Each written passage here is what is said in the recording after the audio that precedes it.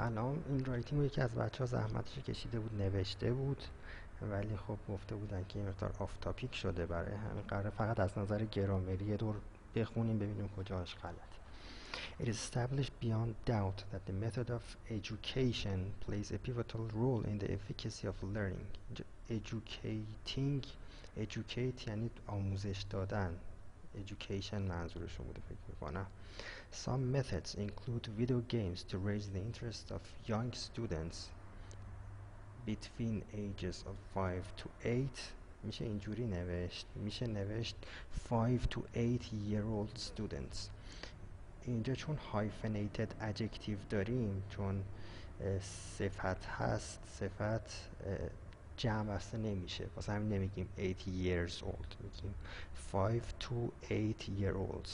در واقع 5 year old to 8 year old students بوده که اینجوری نوشته میشه. While some people hold the opinion that it squanders time on learning, others, including me, stand at the other side of the continuum and think that it can be as effective as other methods or even more. خب این جمله خیلی وردینس داره، یعنی که خیلی با تعداد کلمات زیاد شلوغ شده. یه مقدار ناخوشاینده وقتی یه جمله رو الکی شلوغش کنیم و خواننده میفهمه که بی خودی شلوغ شده. اون چیزایی که من زیرشون آندرلاین اینجا خط کشیدم آندرلاین دارن، اینا رو میشه کوتاه‌تر کرد توی این متن. مثلا به جای hold opinion میشه نوشت think, believe. Some people believe that یا think that it squanders time on learning. این it به هیچ چیزی توی جمله قبل بر نمیگرده. اگه به methods بخواد برگرده که اصلا they باید باشه، به ویدیو گیمز بخواد برگرده باید they باشه، به interest هم که بر نمیگرده. young students باز جمع it نمیتونه باشه، این it اینجا مشکل داره. On learning, others including me stand at the other side of the continuum. اینم باز میشه کوتاهش کرد. اینم جز عباراتی که باعث وردی شدن متنه، باعث شلوغ شدنش میشه.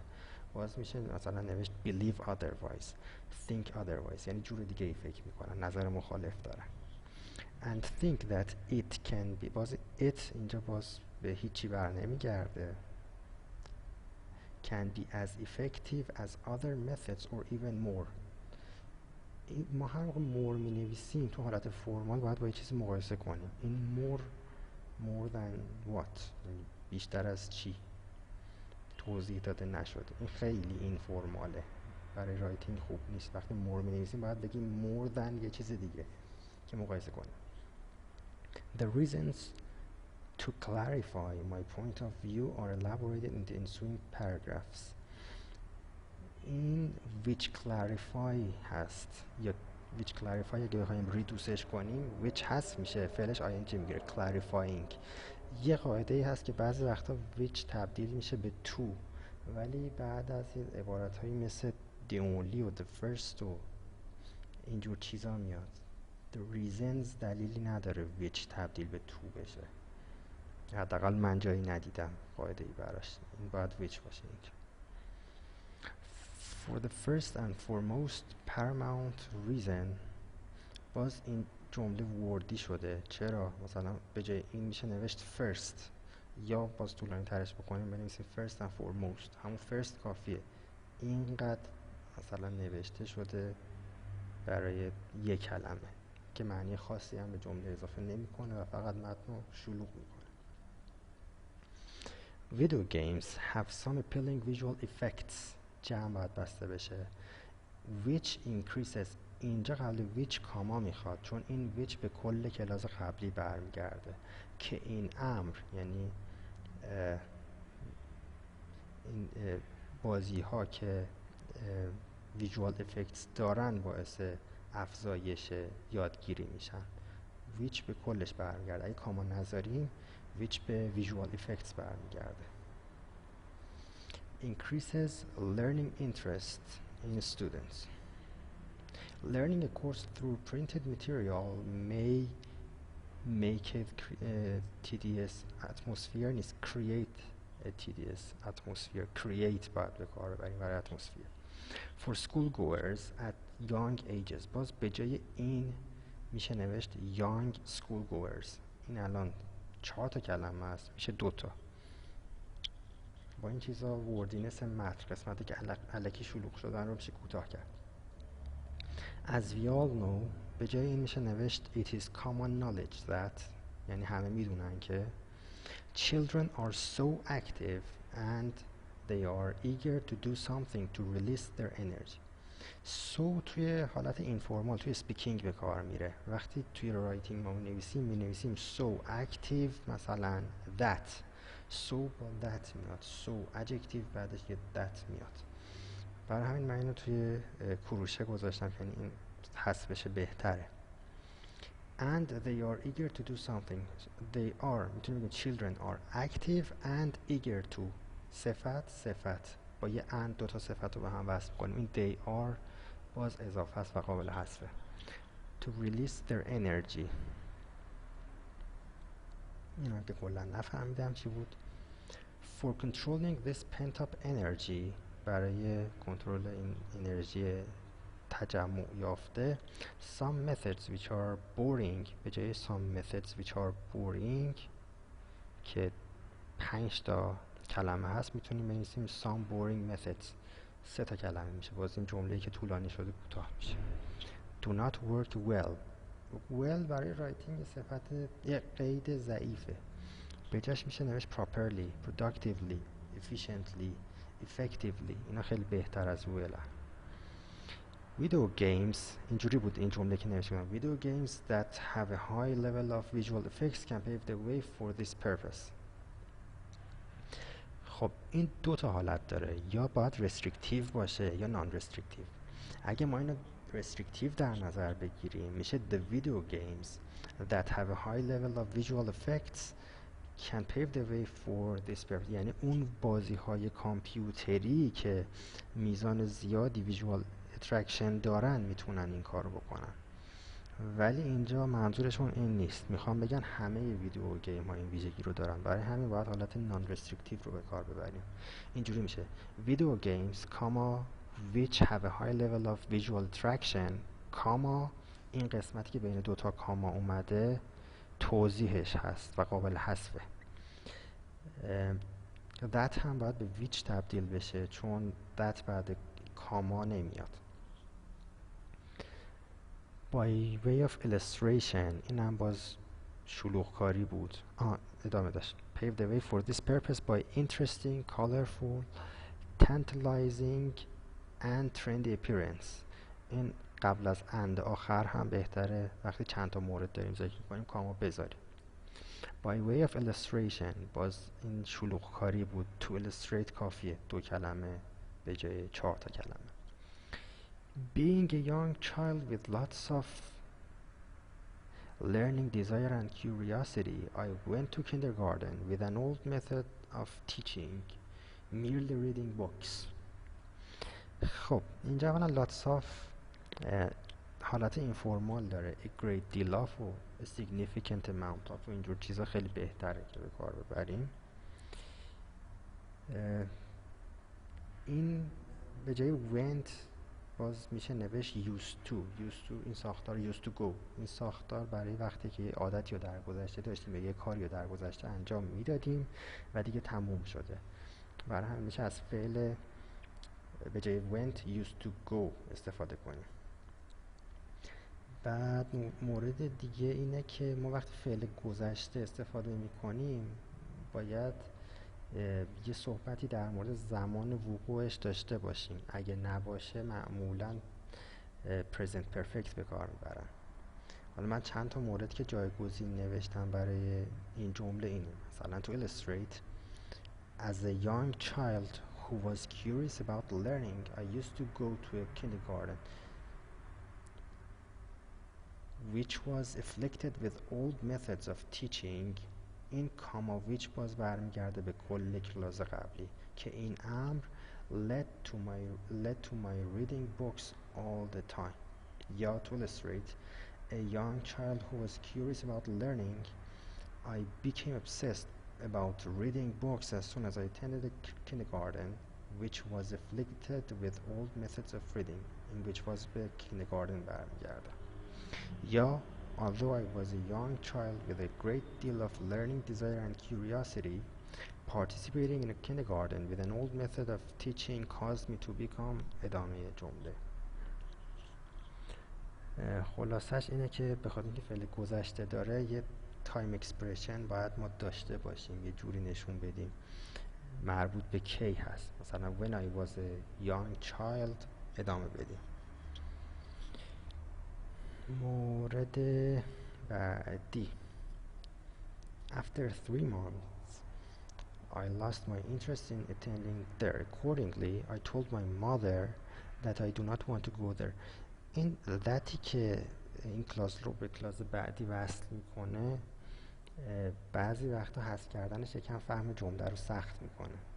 وقتی که سخت میکنه فهم جمله رو بهتره که ما حذفش نکنیم که خیلی راحت خونده بشه.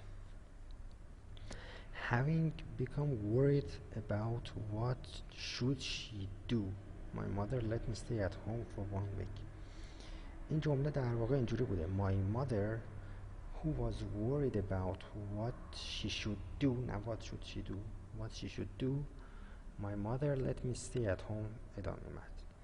حالا این my mother که بعدش یک کاما میاد who was worried ما میتونیم who wasش رو حذف کنیم، relative clause و اون فعل to be رو میتونیم حذف کنیم و یه worried باقی میمونه.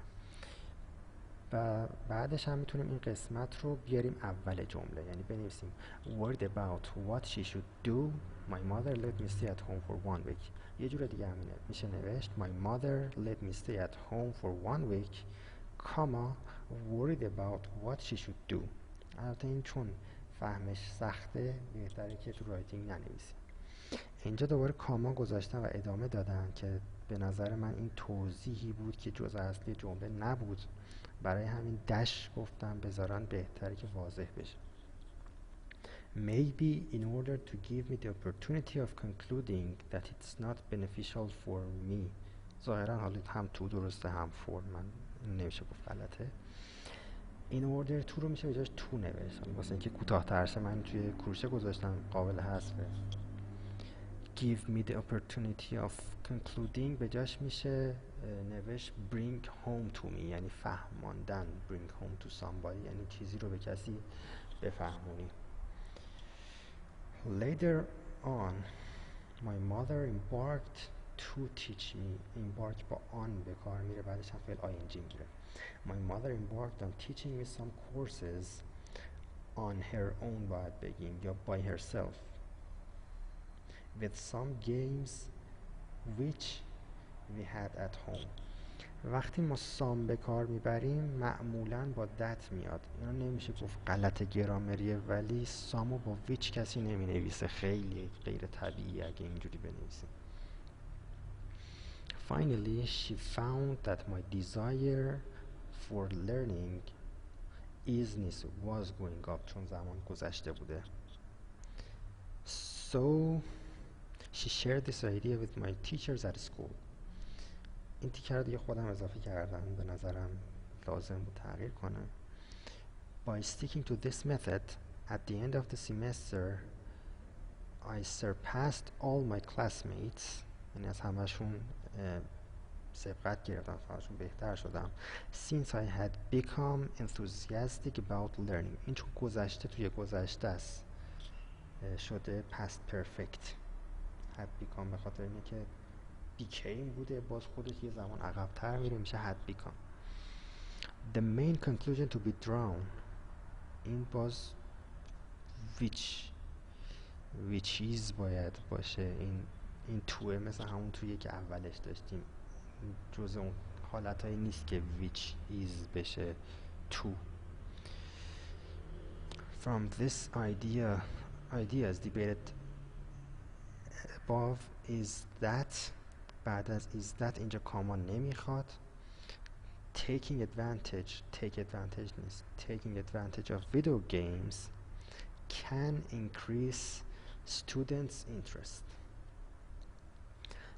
The other noteworthy idea to mention is that playing games is associated with building a competitive environment in the classroom, thereby making children more inclined to do that. قبل از thereby همیشه کاما میاد، بعدش هم فعل ing میگیره. این کاما نوشته نشده بود. more inclined to do that. more inclined، علاقه‌مندتر نسبت به کی. این more باز اینجا هیچ نیازی بهش نیست چون هیچ مقایسه انجام ندادیم.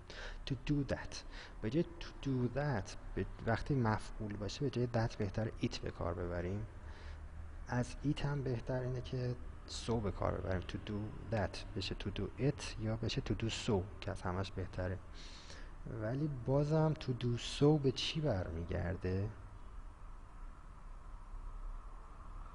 من متوجه نمیشم به چی برمیگرده. It is crystal clear that، این هم باز قابل حذف، الکی جمله شلوغ شده. Since young people are full of energy and they try to win the games، باز این دی قابل حذفه. Since they are full of energy and try to win the games. اوکیه. are try با and دوتا فعل، دوتا گروه فعلی به هم وصل شدن، معنی میده، نیازی به دی نداریم اینجا. This method can strengthen the level of interest among students. این هم باز الکی شلوغ شده، میشه نوشت attract students attention. To put this in a more vivid picture، این باز کلی کلمه است، یه for example میشه به جاش نوشت، الکی متن شلوغ نکرد. Being a child, my mother nagged all the time about the monotony of his class. الان being a child, my mother nagged یعنی مادر من که بچه بود همش در مورد یک نواختی کلاس هاش که هیزم به مرد برمیگرده قور میزد. این ریداکشن غلطه، من اینجوریش کردم. When my brother، ببخشید اشتباه، باید اینجوری باشه. When my brother was a child، my brother یا he used to nag not only about the monotony of his class but also about the outdated methods of his teacher all the time. این ایرادش به خاطر اینجاش بود. Also his teacher's ways of teaching، اینجاش درست نبود. but also اصلا باتش اینجا جا افتاده بود. اینجا not only هم نداشت، یه not only but also به کار رفته که نوشته نشد. حالا به جای when my brother was a child، my brother چون فاعل یکیه ما میتونیم اینجا بیایم فاعل رو همراه با فعل to be با هم حذف کنیم. بنویسیم when a child my brother used to nag not only about the monotony of his class، نه تنها در مورد یک نواخت کلاساش but also about the outdated methods of his teacher all the time. دوتاش هم با about شروع شده، یعنی not only but also دوتا prepositional phrase گروه حرف اضافه رو به هم وصل کرده و پرالل هست. One day he full of joy چون به he برمیگرده باید بعدش بیاد، من جابجاش کردم آوردمش بعد از he. Came back home and said loudly، این اندش هم جا افتاده بود. Came back and said، کاما هم نمیخواد دیگه چون دوتا گروه فعلی رو به هم وصل کرده. said loudly همون shouted میشه. کاما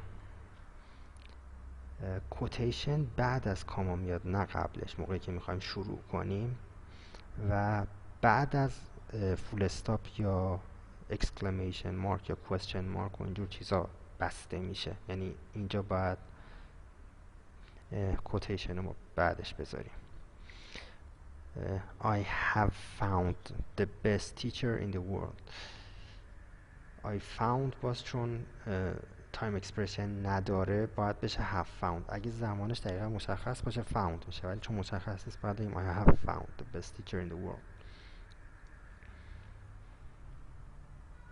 خب اینم باید با حرف بزرگ نوشته بشه چون جمله تموم شده. We were surprised about what was happened، نه what had happened، چون گذشته در گذشته است، داره میگه ما در مورد اتفاقی که افتاده بود سورپرایز شدیم، چون زمان فعل اصلی گذشته است. اینم قبل از اونه میشه had happened. In school when we realized that his teacher had held a game in class. باز has held نیست چون گذشته در گذشته از past perfect میشه had held a game. And had said an award. این باز had چون مشترک قابل حذفه for the dinner. It led all the students to follow. It had encouraged. این باز گذشته در گذشته است. It had encouraged all the students to try hard to win games, thereby learning well. Had not the teacher نیست. Had the teacher not held. Not میاد اینجا. The video games in the class, my brother passed نمیشه. Would not have passed. یعنی پاس نمیکرد. The courses حالا full of unsatisfaction رو من کردم satisfactorily یا in a satisfactorily manner. به جای manner way و fashion هم میشه گذاشت. To sum up, considering all the notions and examples mentioned above, اینکه خب حالت تمپلیتی داره. Exploit the video games can فلان. این باز دنگلینگ میشه. این ساختار ایراد داره. اگه اینجوری بنویسیم یعنی اکسپلویت کردن بازی‌های ویدئویی که داره اعتقادات و مثال‌های گفته شده رو در نظر میگیره، یعنی فاعل میشه exploit video games، در صورتی که فاعلش ما هستیم.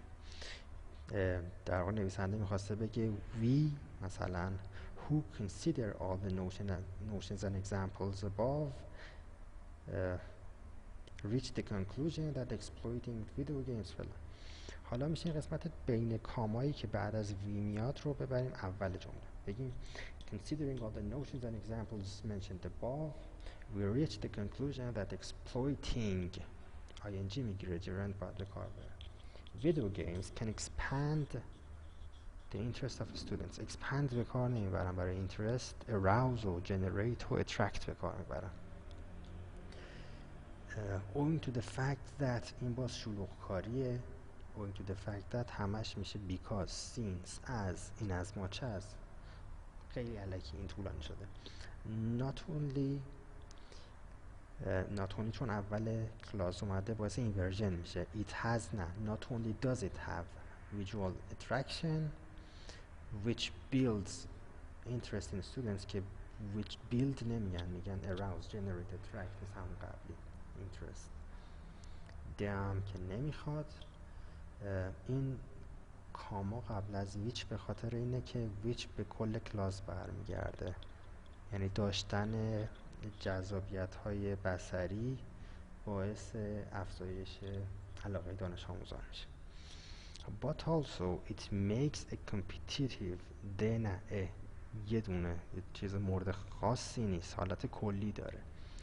a competitive environment among the students to win the games which که این leads to high interest of فلان. این باز خوب نبود. میتونیم بگیم which leads to pupil همون student pupils interest in learning.